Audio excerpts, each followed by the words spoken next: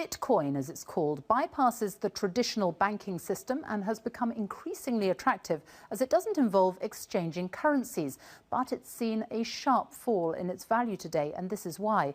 One Bitcoin is currently worth around £315, well down on its peak of almost £700 in December. You buy Bitcoins through an online exchange, and one of the biggest, Mt. Gox, unexpectedly shut down today, owing hundreds of millions of pounds and prompting the sharp fall in the value of the currency, as our business editor Robert Peston explains. In the world of the internet, the virtual world, there's a currency that doesn't belong to any nation called Bitcoin. And like all currencies, it can be exchanged into other more conventional currencies like dollars or pounds, except that one of the biggest Bitcoin exchange houses, called Mt. Gox, has gone offline and seems to have vanished, apparently losing its customers hundreds of millions of dollars. I had 311 Bitcoins in there, which at the time of before this started was worth around $300,000. So it looks like that's disappeared. Mt. Gox, based in Tokyo, did 80% of Bitcoin trading in the early days, but has been in difficulty for some time. And do you think there's been fraud here? I think there's a pretty strong likelihood of that. I think a lot of us have suspected that for quite some time. The fact that they're not talking very openly about what's going on, they deleted all the tweets from their Twitter account yesterday. Something is suspicious and doesn't smell right here. Other Bitcoin exchanges insisted Mt. Gox's woes are an exception and that they're robust. So Bitcoin is just money, but not as we know it. You can't hold it in your hand like this stuff. It's blips on a screen. And my goodness, the price is volatile. Look how much the exchange rate for Bitcoin has fallen in just the last 24 hours. If the pound did that, well, Britain would be bankrupt.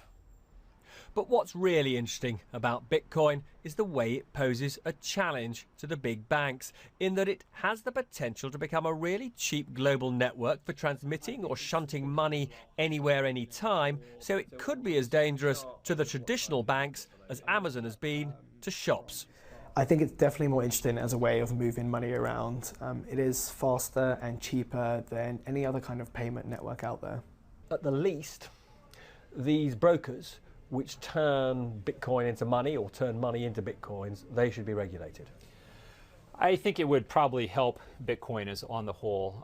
You know, there's always these concerns about regulation squashing innovation, and I think that's a legitimate concern. But I think you know, people want safeguards around their money. You know, and exchanges would be, I think, a good place to introduce some regulation. Bitcoin, an online revolution in global money, or a bubble about to be popped? Perhaps, like the internet in its early days, both. Robert Peston, BBC News. Welcome to the second episode of Bitcrimes, where we go in depth about crypto and the underworld. Today's episode will be about the first exchange in the cryptocurrency space. It is a legendary story. This is a story for everyone and anyone who has bought or is thinking about buying crypto. This is the story of Mt. Gox. Mt. Gox, surprisingly enough, didn't even start as a Bitcoin exchange. It didn't even have anything to do with cryptocurrency. The reason why Mt. Gox was first originated was for a card game called Magic. Let's take it back to the beginning. In 2006, a programmer named Jed McCaleb thought it'd be a dope idea to build his own website, like a stock exchange, for the card game Magic. Magic the Gathering is considered the first trading card game and has approximately 35 million players as of December 2018. Jed in 2007 decided that he'd purchase the name Mt. Gox, standing for Magic the Gathering Online Exchange. Within 3 months, Jed decided to move on. He had had enough of Magic and decided in 2009 to advertise his own card game under the domain The Far Wilds. In 2010, Jed just so happened to run across one of the articles that Slashdot was putting out about Bitcoin. Never being one to see a void and not fill it, Jed decided that he would start his own Bitcoin exchange. In July of that same year, Jed decided to launch Mt. Gox again. this time catering to the Bitcoin community instead of the magic. But the website proved to be too much for Jed. He couldn't keep up with all of the demand. He needed someone else that could do the job better. Hence, this is when Mark Karpeles comes in. Mark Karpeles was born in 1985 in Genève, France. The child of Anne Robert Karpeles, a geologist, he was raised in Dijon. Mark Karpeles worked as a PHP developer before founding his own company in 2009 called Tabane Company, a Japan-based Bitcoin-related technology provider. His already experience in dealing with the Bitcoin circle and realm allowed Mark to run into Jed.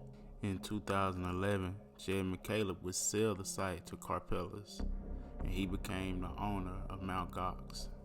By this time, Mt. Gox had become the premier place to get Bitcoin. Now you have to remember, during this era, Bitcoin was only used on the dark net, a place where you could buy drugs, guns, or even murder for hire. If you want to know more about that, check the last episode. So there was no shortage of individuals who wanted to use the exchange. Millions of dollars and users were participating in this exchange daily, making it a prime target for hackers. In June 2011, the Mt. Gox Bitcoin exchange reported some 25,000 Bitcoins, at the time worth $400,000, robbed from 478 accounts. And as if that wasn't enough, on June 19th of that same year, a stream of fraudulent trades caused the nominal price of Bitcoin to fraudulently drop to 1 cent on the Mt. Gox exchange. The hacker then created a large ask order at any price. Within minutes, the price corrected to its correct user traded value, but the accounts with the equivalent of more than $8 million were affected.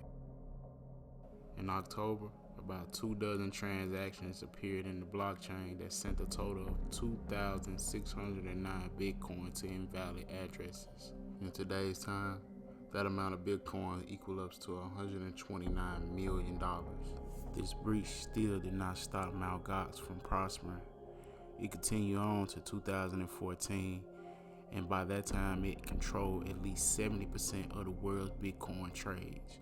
It was the world's leading Bitcoin exchange. Trading increased so much on the site that in April of 2014, Mt. Gox suspended all trading and asked for a market cool down. The value of a single Bitcoin fell to a low of $55. Chump change when we really think about the price of it today. By this time, over 150,000 Bitcoins per day were being traded. But nothing lasts forever, and it wouldn't be long before the authorities and the United States government would come down hard on Mt. Gox. On May the 15th, 2013, the U.S. Department of Homeland Security issued a warrant to seize money from Mt. Gox U.S. subsidiaries' accounts with payment processor Jwala. To put it in terms others might understand, they locked up the plug. The DHS came down hard, seizing more than $5 million from the subsidiary, making Mt. Gox suspend withdrawals from U.S. customers. Mt. Gox tried to cooperate with the government. By that time, they had made another adversary, the banking system, which used their power to freeze Mt. Gox out of the U.S. market. Now on the radar, they began to freeze all assets. This caused a delay and slowed down the exchange, making customers very, very frustrated. On February the 7th, 2014, Mt. Gox halted all Bitcoin withdrawals. On February the 24th, 2014, Mark Karpeles suspended all trading, and hours later, Mt. Gox officially went offline, taking with it all of its customers' money and Bitcoin. On the 28th of February, Mt. Gox filed in Tokyo for a form of bankruptcy protection. The company said it had lost almost 750,000 of its customers' Bitcoins and around 100,000 of its own Bitcoins, totaling around 7% of all Bitcoins and worth around $473 million near the time of the filing. CEO Mark Karpeles was arrested in August 2015 by Japanese police and charged with fraud and embezzlement. Mark was sentenced to 30 months in prison, but with a suspension of 4 years, meaning he served no jail time. Bitcrimes.